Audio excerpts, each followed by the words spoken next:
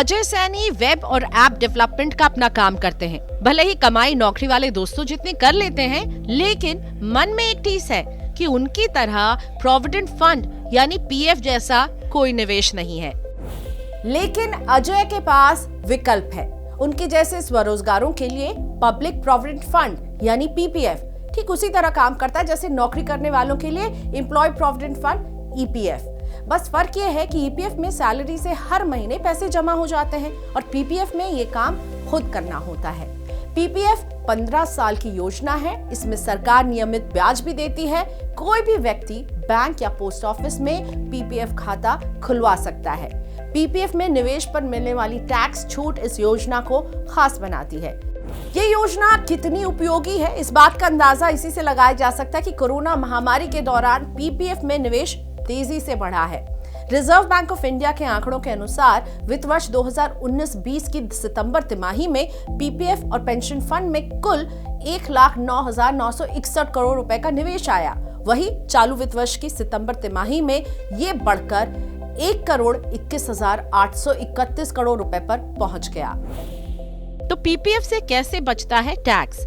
Tax के मोर्चे पर पीपीएफ एक उपयोगी योजना है। ये निवेश ट्रिपल-ई श्रेणी में आता है, यानी ये 3 स्तर पर टैक्स फ्री है। जो पैसा आप निवेश करते हैं उस पर आपको इनकम टैक्स की धारा 80C के तहत 1.5 लाख रुपए तक की कर कटौती का लाभ मिलता है।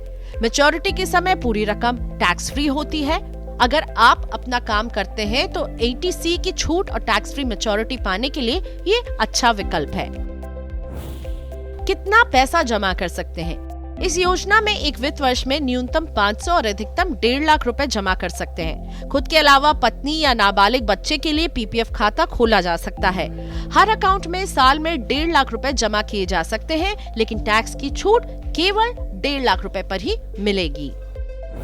पीपीएफ पर ब्याज कैसे मिलता है? सरकार पीपीएफ पर ब्याज की गणना हर तिमाही पर करती है। अप्रैल 2020 से इस निवेश पर अभी ब्याज दर 7.10 पर स्थिर है। लंबे समय से यही ब्याज मिलता रहा है।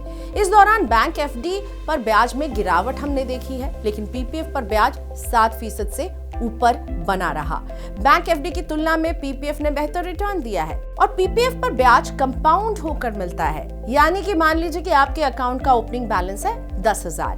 जब इस पर 7.1% की दर से 710 रुपए का ब्याज मिलेगा, इस तरह से ये 10,710 रुपए हो जाएंगे और अगली बार जब इस पर ब्याज जुड़ेगा तो ये राशि जो बढ़ी हुई है उस पर ब्याज मिलता है। यानी आप जैसे जैसे निवेश बढ़ाएंगे, ब्याज उस बढ़ी हुई राशि पर आपको मिलता जाएगा और वित्त वर्ष के अंत में ये आपके खाते में जमा होता है। छोटी बचत से बन सकती है बड़ी रकम।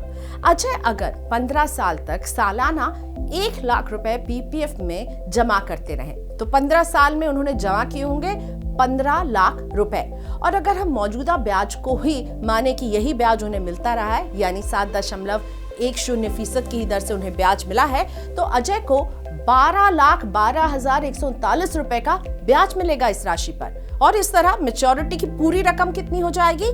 27,12,139 रुपए। और ये पूरी रकम टैक्स फ्री होगी अजय के लिए।